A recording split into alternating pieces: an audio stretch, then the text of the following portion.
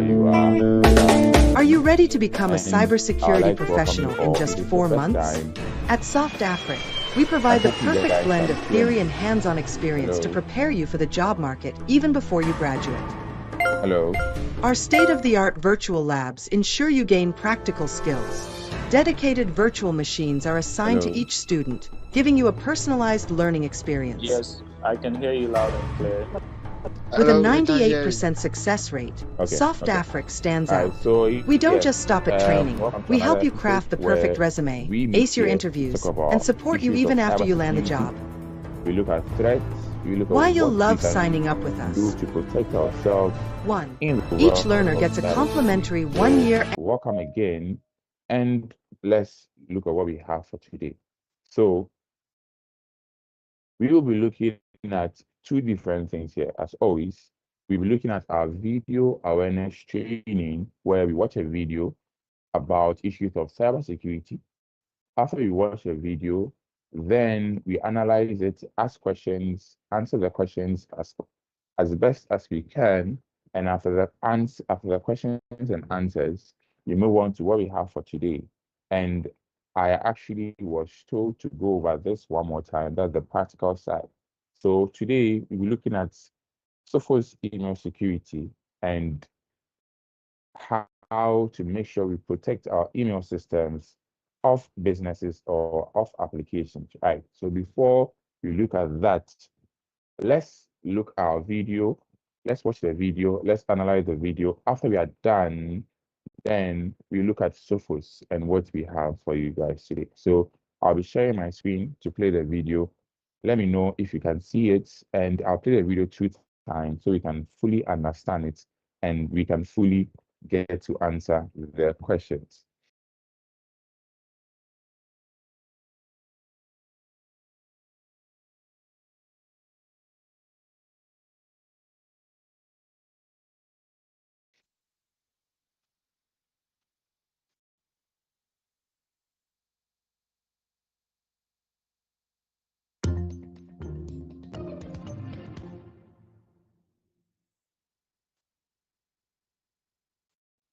Ninjio, Episode 810. Who are you? Security topic, social media account cloning. Starring Alex Thomas as Tim. Instagram, TikTok, and other social media platforms have seen a jump in account cloning. Unlike account hacking, where a bad actor takes over your real account, cloning involves a bad actor using your personal information, such as photos, to copy your account, thereby creating a duplicate profile. Stay tuned after the quiz to hear about how Ninjio's own founder, Zach Schuler, was impacted by this rising threat. Office building. Tim listens to music on his headphones. No. Get back here at the office. Jane, we're okay? not done with this. This is getting ridiculous. I'm telling you, I want all of it back today. Do you hear me? Whoa, I wow. told you. Take I it have no easy. idea what you're talking about. I never borrowed any money from you. Oh, hold on.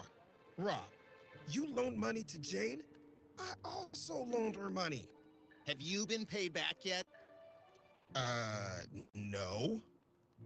How many of us have you stolen money from? CEO's office, days later. Turns out Jane didn't steal money from anyone. After my HR department's investigation, we determined there was a total of 8 employees, including myself, who supposedly loaned money to Jane but never got paid back. And that's because the money actually went to someone else. A hacker. Yep. This was all a result of Jane's social media account getting cloned. You mean hacked? Actually, cloning is different. Instead of taking over your actual account, cloning involves a bad actor duplicating a target's social media account by copying photos from their real account and even using their real name, thereby creating a copy, all for the purpose of gaining access to the target's followers for criminal purposes, such as tricking them into sending money. But in order to copy a target's photos, doesn't the bad actor need access to them? Which, if I'm not mistaken, Could be prevented by keeping your social media account set to private viewing only. True, and Jane did have her account set to private, but the hacker got around that by tricking Jane into accepting his follow request. Jane reviews the unknown friend request on her phone. Oh, do I know this person? Oh, well, what's the harm? I'm trying to grow my followers anyway. Jane should have just trusted her instinct that she didn't know this person and denied the request. But because she approved it, The hacker was granted access to her private account and copied her photos. exactly. Then, once her account was cloned, the bad actor used it to trick Jane's other followers, including myself, into believing we were communicating with Jane. The hacker sent each of us a follow request, which unfortunately, we all approved without properly verifying. Something that could have easily been done with a follower search to check for duplicates of the same profile with the same photos. A duplicate would have alerted us one is fake. You also could have checked the dates of the posts in the account's feed. A fake account would probably have many posts on the same day to build the illusion it's been around a while, whereas the original account would have dates that go back months or even years. Not to mention, any request for money should be treated as suspicious. There were so many signs we missed. But there is some good news. In order to help us all get our money back, Jane is organizing a company-wide fundraiser. I was thinking, with your approval, we could use the same fundraiser to help raise company awareness about account cloning and the importance of scrutinizing follow requests. I like the way you think. Let's do it. Teachable takeaways. Even if you keep your account private, allowing an unknown person or a duplicate account to follow you could lead to you or your followers getting scammed. A follow request from someone you believe is already in your follow list should be treated as suspicious. Search for duplicate accounts and notify your followers if you find any. Review your social media accounts to ensure you know the identities of those who follow you. Delete any whose authenticity you're unsure of.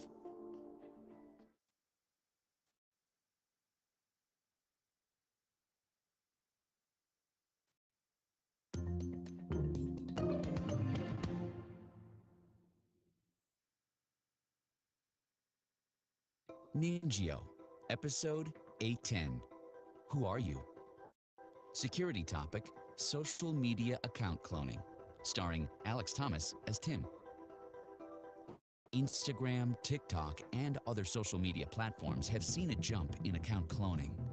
Unlike account hacking, where a bad actor takes over your real account, cloning involves a bad actor using your personal information, such as photos, to copy your account, thereby creating a duplicate profile.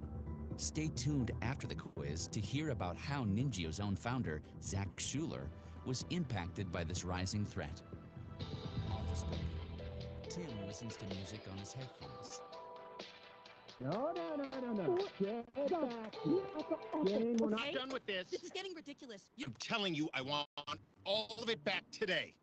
Do you hear me? Whoa, I wow. told you. Take I it have no easy. idea what you're talking about. I never borrowed any money from you. Oh, hold on. Rob, you loaned money to Jane? I also loaned her money. Have you been paid back yet? No. How many of us have you stolen money from? CEO's office. Days later. Turns out Jane didn't steal money from anyone. After my HR department's investigation, we determined there was a total of 8 employees, including myself, who supposedly loaned money to Jane but never got paid back. And that's because the money actually went to someone else. A hacker. Yep. This was all a result of Jane's social media account getting cloned. You mean hacked? Actually, cloning is different. Instead of taking over your actual account, cloning involves a bad actor duplicating a target's social media account by copying photos from their real account and even using their real name, thereby creating a copy. all for the purpose of gaining access to the target's followers for criminal purposes, such as tricking them into sending money. But in order to copy a target's photos, doesn't the bad actor need access to them? Which, if I'm not mistaken, could be prevented by keeping your social media account set to private viewing only. True, and Jane did have her account set to private, but the hacker got around that by tricking Jane into accepting his follow request. Jane reviews the unknown friend request on her phone. Oh, do I know this person? Oh, well, what's the harm? I'm trying to grow my followers anyway. Jane should have just trusted her instinct that she didn't know this person and denied the request. But because she approved it, The hacker was granted access to her private account and copied her photos. exactly. Then, once her account was cloned, the bad actor used it to trick Jane's other followers, including myself, into believing we were communicating with Jane. The hacker sent each of us a follow request, which unfortunately we all approved without properly verifying.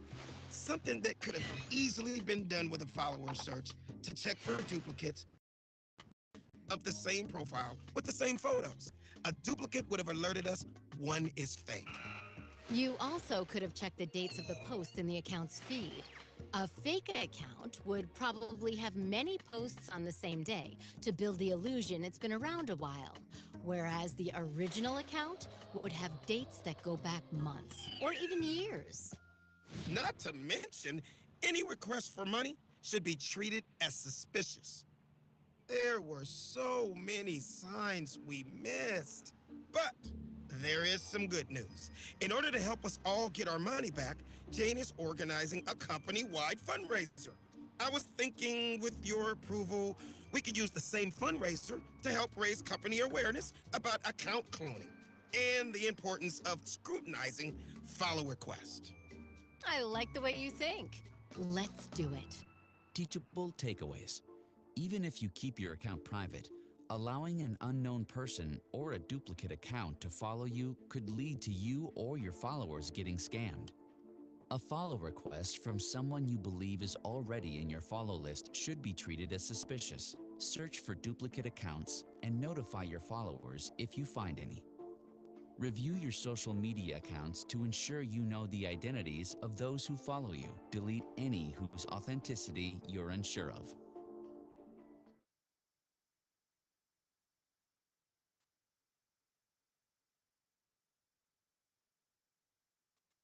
All right, so welcome back from the video where we are trying to look at social media cloning. And a lot of us are on social media, obviously.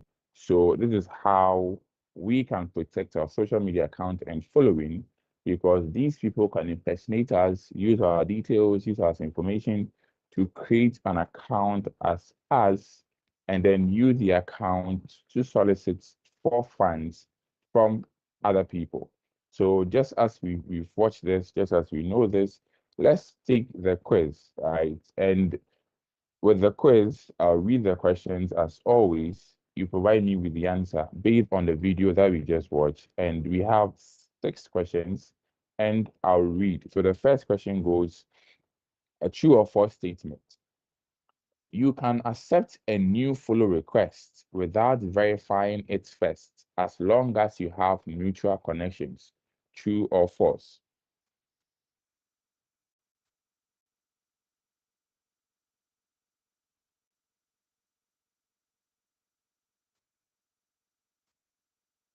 Hello? Anyone with the answer to the first question?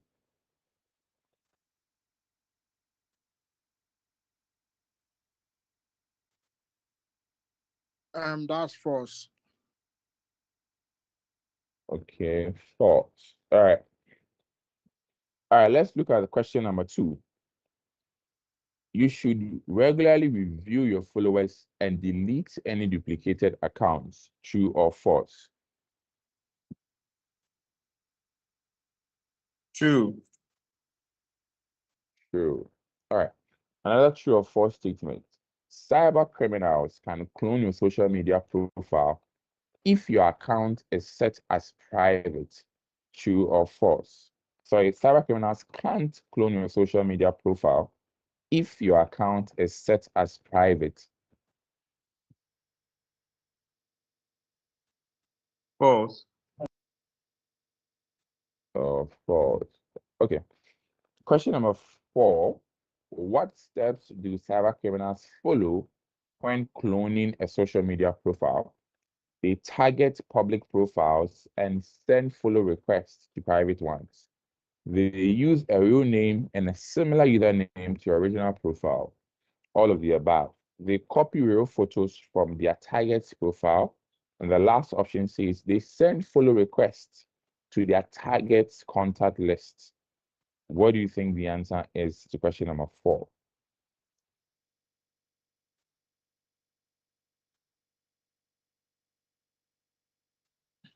I'll say the first, second, and the fourth one. The first, second, and the fourth one, but we can only take one. So All of the above.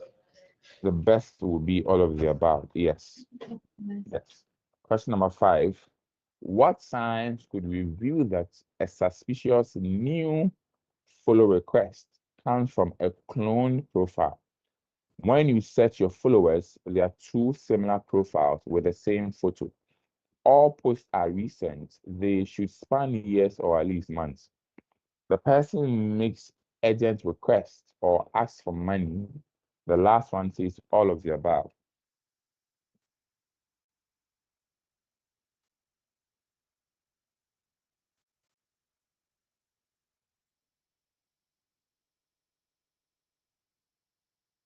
Anyone with question number 5?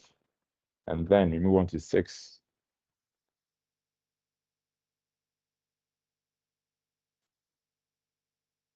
All right, so looking at these options, I'll pick all of the above. All right, now let's look at the last question before we see what we have for today. What is a key difference between social media account cloning and hacking? Hacking requires more advanced technical skills, while cloning does not. Hacking involves impersonating a user, while hacking accesses the account. Hacking is always more harmful than cloning. And the last one says cloning is legal, while hacking isn't. What term best describe the key difference between social media account cloning and hacking? Cloning involves impersonating a user while hacking accesses their account. Yes, so this is what we have for today based on the video that we just watched. Now let's look at what we'll be looking at today. Today, from popular request and a message from Kwame says we should go over Sophos here again. So what we are going to look at today is Sophos email security 2. Right. And we realize that a lot of things, a lot of hacking, a lot of compromise actually happens through emails. Right.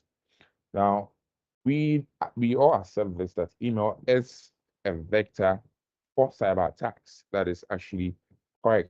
And according to statistics, 43% of all email-based threats was responsible for cyber attacks. So 43% of all cyber attacks in the year 2024 involved emails, right? So emails are a tool where hackers use, right? So most of us here have a LinkedIn page. Most of our LinkedIn pages have email accounts there. They target the email account, they go there, they look at your information, then they try and send you that message. And the message may come with a lot of things. The messages may contain malware. The messages may contain a link for you to click. It is so many of them. And even today, I received an email like that. So emails are just a tool where the hackers used to attack a lot of people and a lot of businesses. Now, as a business or as a person who is interested in protecting your company, a lot of these things can be solved with cybersecurity awareness, just like we are doing today, where we are talking, we are making sure that we know what happens. But sometimes you have a lot of people, and sometimes there's a possibility that one of your customers, one of your employees might forget himself and click on a link or download a malicious software from an email attachment. So there is a way to make sure that at least you reduce the number of these emails that are being sent to the organization. And Sophos email security is one tool that helps protect these things. And Sophos would prevent these attacks before they even reach the inbox of, let's say, your customer, the inbox of your employees, for them to even click on it. Now, Sophos has upgraded and is now using AI-driven protection. It scans links every time they are coming in, and it is also a way to detect spoofing attacks. Spoofing is whereby somebody is pretending to be someone on an email. So let's say you'll be there and you receive a message from me, or let's say somebody like me pretending to be me, and the person will be demanding something, or the person will be telling you something. That is an email spoofing, right? So today we'll be looking at Sophos email, how it works, and how we can create policies, and a few explanations of what these policies mean. Before we look into that, Sophos is a cloud-based system. So you don't even need to install anything. No. As long as you have the Sophos email subscription, you have to pay for it, obviously. As long as you have the Sophos email subscription, you connect it to your email system. So if, let's say, you're a small business, as long as you have this Sophos subscription, it has a central platform where with the central platform, you can just connect it to your email system. So your email domain will be added and you set it up, you make sure it belongs to you, you confirm the authenticity, so on and so forth. After you do that, Sophos will be put on your email system. You don't even have to download, you don't even have to do anything or buy a server, so on and so forth. So it is easy to set up, and it is cloud-based. You can access it anywhere as long as you have your login details, as long as you have an internet connection, right? So let's look at Sophos. I have mine set up already, so I'll just show you a message I got today. Now look at this particular message, right? Good morning. We change banks. Please see attachment for the updated hiring instructions. Let me know you received this email and when wire is sent. And this is an email coming in that I don't know of. Right, so this is how phishing emails are done. A lot of them comes in, and a lot of them can trick you into checking the attachment, but the attachment is here. It says wiring instruction, and you'll be curious, what wiring instructions? What? I don't know anything. Let me look at that and let me see what it is. So as soon as you do that, you download something, and hackers have macro scripts edited into these documents. And as soon as you open them and you click on enable editing, this macro will run on your system. This is how they are able to infiltrate people. Right. So now let's see who this particular email is coming from.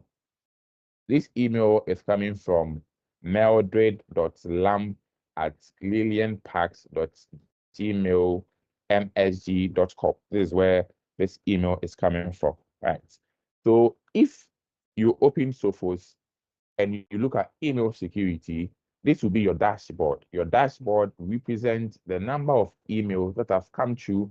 It's more like a statistics.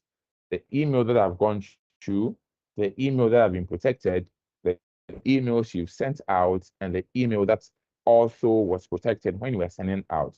This is a dashboard. It will give you a real-time account of all the things Sophos has done for you, and you can actually look on further, right? But you won't go into the dashboard. So let me use this particular account, right, to do our first thing. We'll be looking inside Sophos, right? So if you are here in Sophos, the main dashboard, you'll navigate to settings on your left-hand side. And once you're at your settings, you do inbound, allow, and block.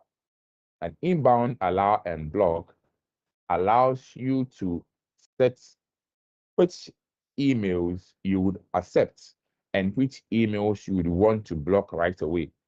Now, the reason why this is separate and is there is because as a cybersecurity professional, or maybe as somebody who is cybersecurity inclined, inside a company, you will hear maybe on the news or from open source intelligence that there is an email out there, or there is some email sending out phishing mails, or there is this particular email that is impersonating someone or something. As soon as you hear this particular information, you get these indicators of compromise, as it is called. You then add and make sure that these emails are blocked inside your organization so that you don't even receive them before or for somebody to click on it. All right. So you come to inbound, allow, and block. And with the inbound, allow, and block, you click on add. Once you see add, you have two things. You are doing add lists or block. You see, so the import, allow, and the block list is where you are importing a list of, you've done a list, you want to import all of them here into Sophos, right? And then the add, allow, and the add block is where you specifically identify one person that you want to block, or one person that you would want to allow this person to send you an email. So the add, allow is to where you put in emails that you would expect, right? And the add block is where you put in emails that you don't want on your company. You don't want these emails to be sending messages to your company. And with this, we can just do add block, where we can go here and we can look at this particular information. So Mildred.lamp@Lillian Park. So you come here and see Mildred.lamp@Lillian. Let me see if I get it at Lillian Park. Let me make sure I get it correct. So Lillian Park. So back here, Lillian Parks at Lillian Parks dot Lillian Parks dot gmail.msg.com. Gmail.msg. Okay. So gmail.msg.com. Yeah. Let's see. No, you got it wrong. Okay. Okay. So there is email MS, right? Yes, like this, right? And then maybe you add descriptions so that you know exactly why you block this person. So, okay, we are blocking this person because this person has been sending us fake emails, maybe a description where later you'd want to review, or where later you can create a report and say that you block this person because this person did this, did that, so on and so forth. So you click on that, and then you also click override duplicates. If this email exists already, you would make sure that it doesn't add it twice. it will override whatever is inside the system, and that is just maybe something you want to click. So the description is this is a phishing. This is a phishing email count, right? And then you click on save. The moment you click on save, it means that whenever this person, this account is sending me an email again, I will not receive this email in the first place. It will block it automatically before this email comes for me to even click on it. That is the first thing Sophos can do for you, right? So this add block and add allow is where you insert email accounts for Sophos to block them for you. Right. Now, after, let's say you set Sophos up on your organization emails, you must set policies, right? Because you can't be adding and blocking every time.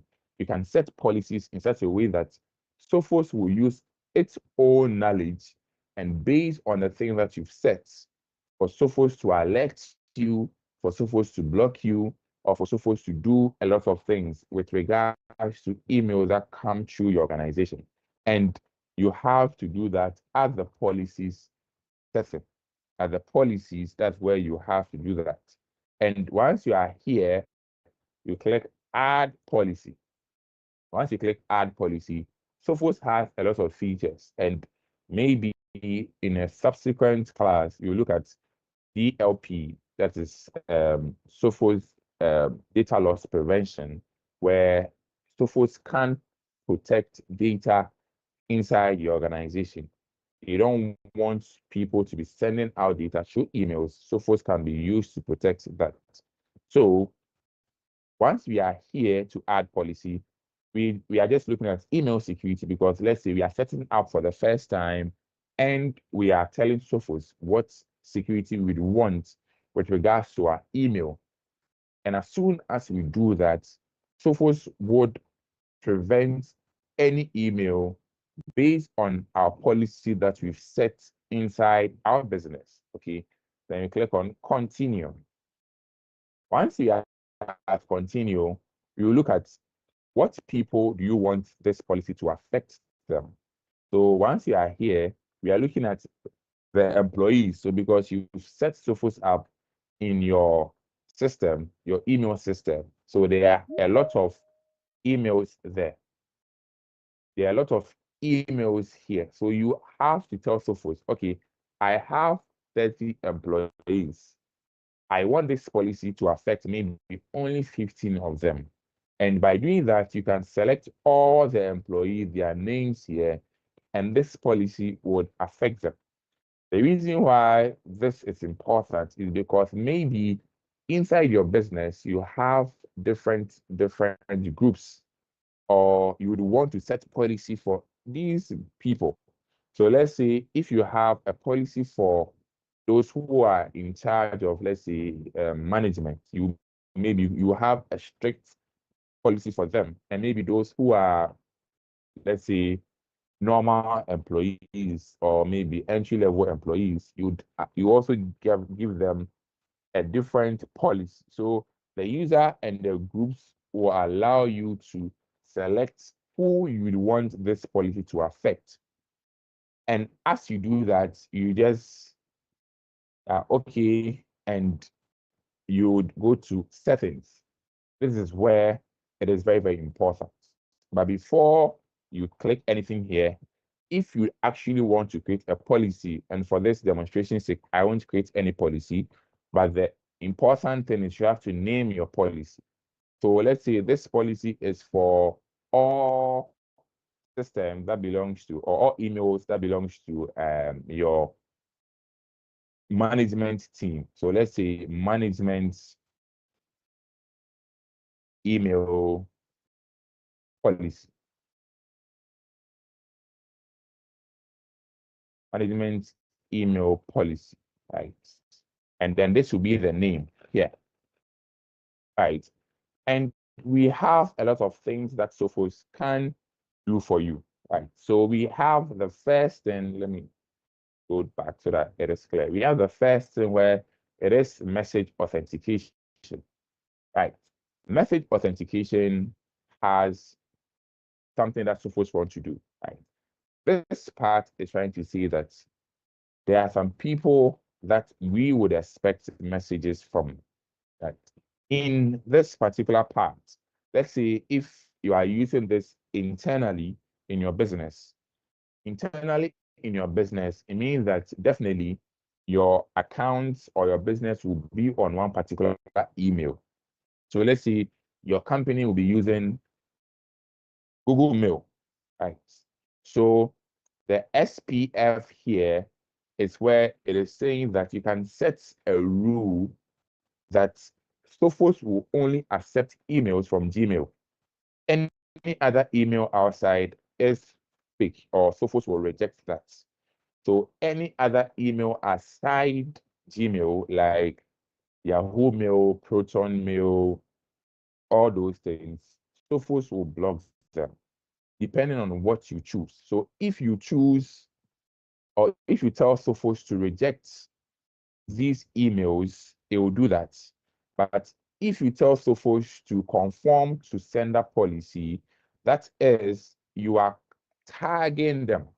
So if these emails are coming back, or let's say are coming from um, Gmail, outside Gmail, it will be tagged that this particular person is suspected.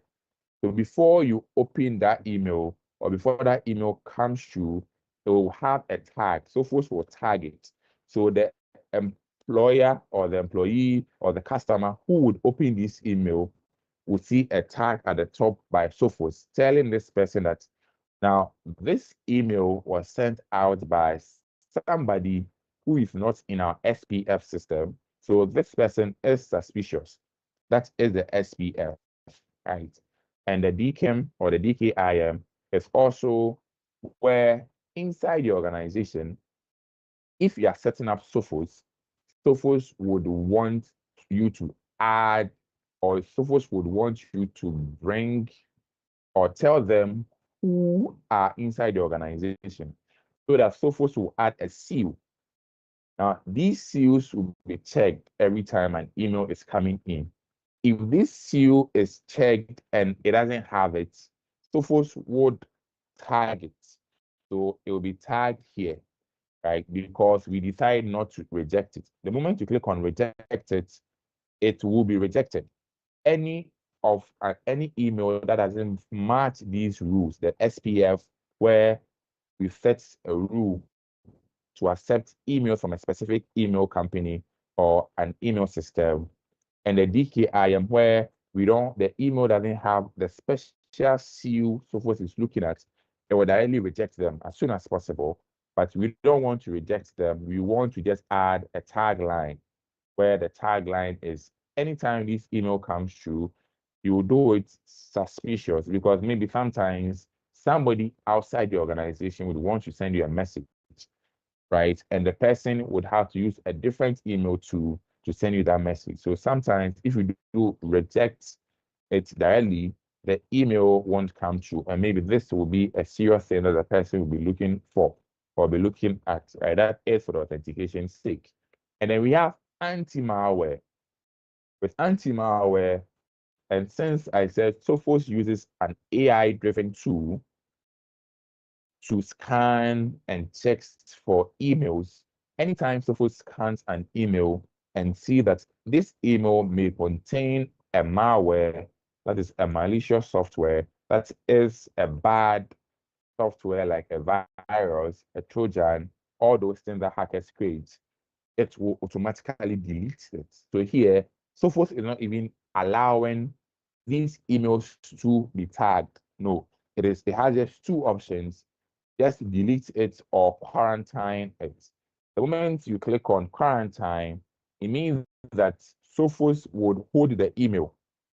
Sophos will not allow the emails to come through though, but Sophos will hold the email at the quarantine session. And when we are done, we will go to the quarantine session. So here, Sophos is telling you that immediately there's a malware, the best thing you have to do is to what? Delete this here. And Sophos also have an interless threat analysis model where Sophos' own company also have information because they are a big company. They also have their own information where they take information from outside, they take information from the dark web.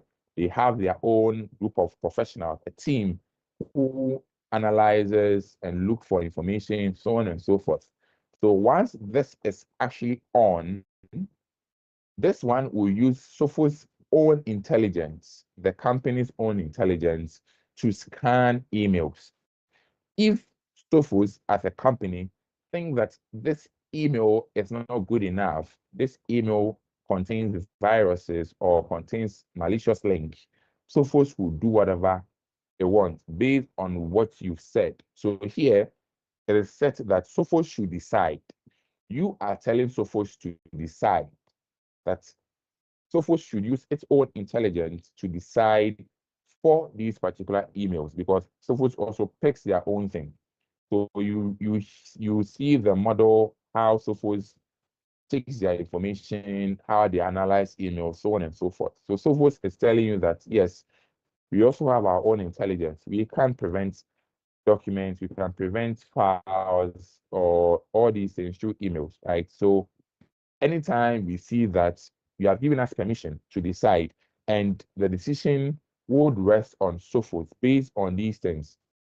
So if Sophos thinks that this email is malicious, Sophos will delete it.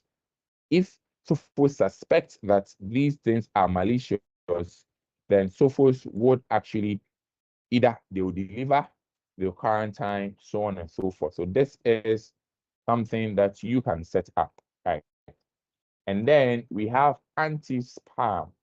And anti-spam is where somebody might send you a spam, an unwanted message, a message that you are not expecting, somebody doing an email advert, people sending unwanted messages, so on and so forth.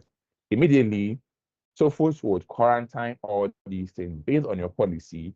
You can set these spam messages to what? Deliver, delete, whatever you want, as depending on how strict you would want your organization policy to be. Maybe you don't want to accept any spam. Immediately, you set the policy to what? Delete. Any spam that is coming through, any unwanted email will be deleted as soon as possible. And here is where you set the level of aggressiveness to Sophos considering or taking any email as a spam. So if you do level 5 aggressiveness, it means that any small issue with emails coming through, Sophos will block it. Sophos will think it is a spam. That is what this aggressive mode means. And the reason why I said earlier that maybe policies should be given in groups will be in a way that, let's say, if this is for management, you'd want a stricter policy for management. So here, you'd make sure that with management, the aggressive mode is set to high, and maybe with the spam, you do delete, so on and so forth. You get it. So that is one thing you can do that based on how you identify people inside the organization. And this happens. Every organization has a hierarchy, has people who are at risk, and so on and so forth. So you move on to country of origin, that you don't want to accept emails from these countries. So maybe North Korea, you've heard, this is just an example, you heard that, or there is an info that the emails coming from North Korea contains a lot of malicious links, so on and so forth. And you don't have any business in North Korea and a few other countries. You can select those countries, you can search those countries, and let's say you do something North Korea, and you select North Korea, you select so on and so forth, and you move on. Right. And then you look at languages. Languages is different. Languages is where you are looking at what that email was drafted in. So if that email, let's say, is drafted in Arabic, it will be blocked. if that email is drafted in, let's say, Azerbaijani, it will be blocked or it will be quarantined, depending on your action. So your action will be to quarantine, to delete, or a tag subject line. Once you do a tag subject line, it means that the email would come through though, but it will be tagged with an information that this particular email comes from a place where we have disallowed their language. You can actually write your own thing. You can actually write your own information or your own tag so that once this email comes through, the person who opens this email would see this caution that, hey, be careful before you do anything with this email. And that is for that. If you don't want a tagline, you can just delete, you can just quarantine, or you can delete quarantine or tag line. All right, so let's go to impersonation protection. Impersonation protection is also another way of protecting people in your organization, right? You can actually see here that there is a place called VIP management. So inside the organization, you can set these VIP managers, or you can set for these people. These people might be the top level hierarchy inside your company, that these people are at a risk of being impersonated. This is a special column where if these people are impersonated, there will be problems, right? So this part is trying to protect these people. So you have to add these people's accounts there. So let's say your boss, maybe your manager, and let's say your CEO, these three people, right? So you add these three people's email system in that, and Sophos would pick them and treat them separately. So if anybody receives email from them, Sophos will check and confirm whether it is truly them, like whether it is truly coming from the CEO, the manager, your boss, or whatever, so on.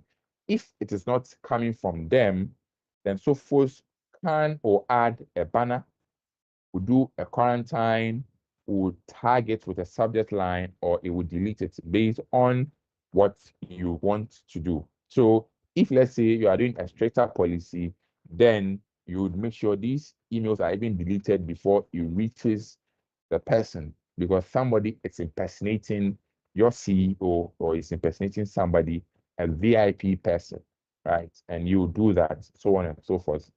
And then the last one is an URL protection, a link. If there is a link inside the email, based on your actions, what you want Sophos to do with that particular email.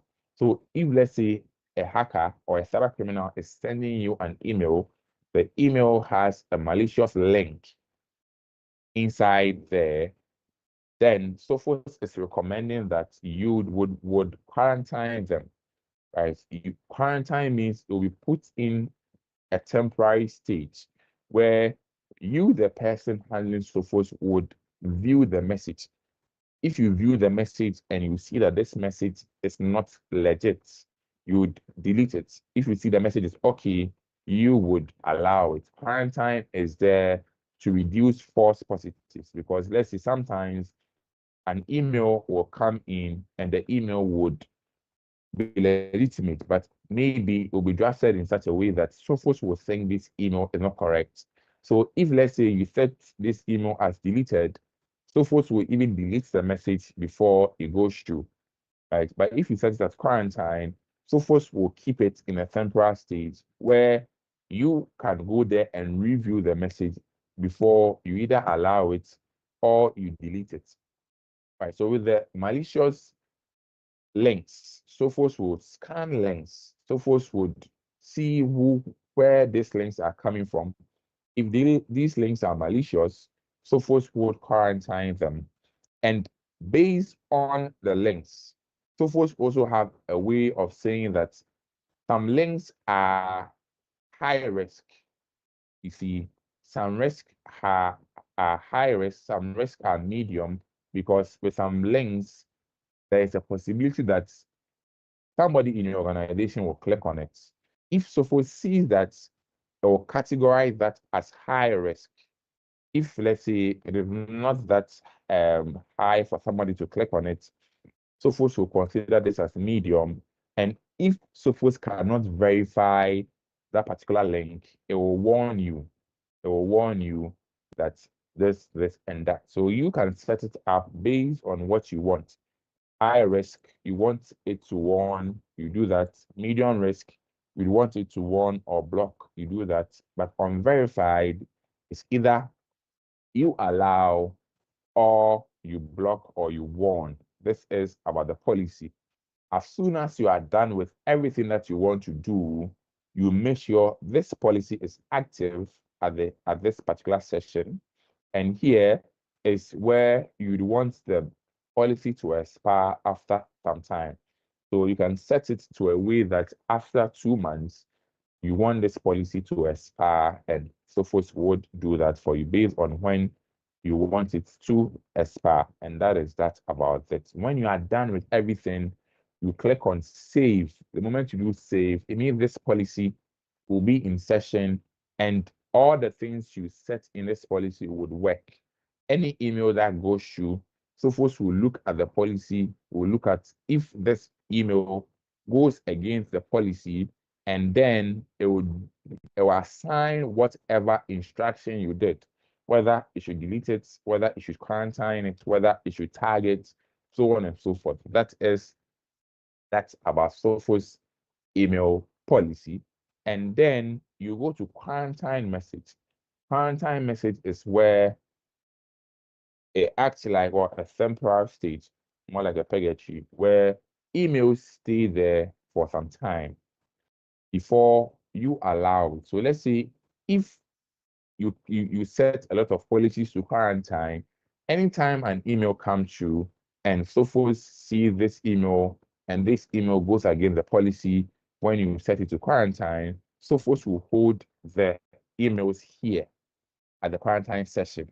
So you, the security administrator, or you, the person managing it, will come here and review this particular message.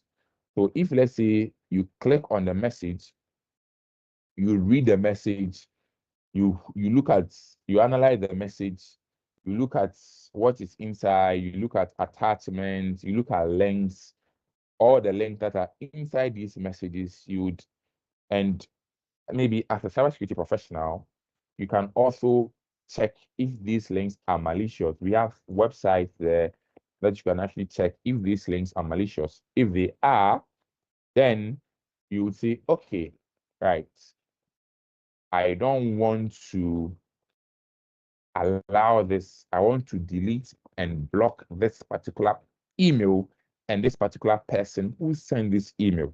So the delete and block will delete this email from the quarantine session, and it will block the person who sends this email forever. So the person that will be blocked will be global@mgto.com. Right, that's the delete and block. The delete will only delete this email in Sophos and will delete this email from going through. That is one time. This is just a one-time thing, right? And then the release and allow would, maybe you've checked this email in the quarantine session, you realize that this email is legitimate and it is coming from a legitimate source. You would what? Release this email to go to whatever it's supposed to go, and you would allow this person in such a way that every time this person is sending you an email, this person's email will not come through quarantine. This person's email would go through straight away without any issue. That is for the release and allow. The release itself isolated is when, let's say, you want to release just this particular email, right? Maybe this email is legitimate, but you don't know what the person will send later on. So you are just allowing this particular email that came to based on your analysis that you did, the analysis that you did to this particular email when you went to it, look at the raw header, you look at the message, you look at the attachments, you look at the links, so on and so forth. You are just allowing this to happen one time. So this and many more is what Sophos can do. And if you have Sophos inside your organization, it will help you prevent a lot of phishing emails, email scams, so on and so forth. And this is Sophos email security in a nutshell and the policies, right? Any questions before we leave today's session?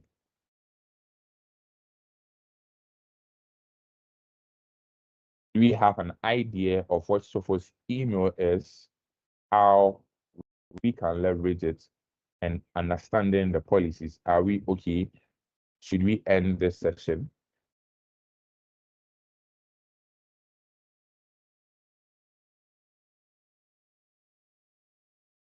Okay, so silence means consent. So if there are no questions, mean that we've finally understood, or we actually know a little bit about Sophos, security and how we can leverage them. So this is where we will end the threat intelligence seminar, and we will meet here next week, Wednesday, same time, same place, same link, same people. Come and let's explore. Come and let's talk more about cybersecurity. So thank you guys for joining us, and I'm looking forward to see you next week. And wherever you are, if you want to learn cybersecurity, please reach out to us, or if you have a friend, if you have a family member who is interested in cybersecurity, please reach out to us and let's help this person become a cybersecurity professional, because the world needs a lot of cybersecurity professionals. We have 1.4 million people needed in cybersecurity in the next 5 years. So you can be part of them. Send us a message and we would talk to you about how best you can become a cybersecurity professional. We will train you with the necessary tools and the necessary resources. So that will be all about that for today. Thank you guys. See you next week. Bye-bye.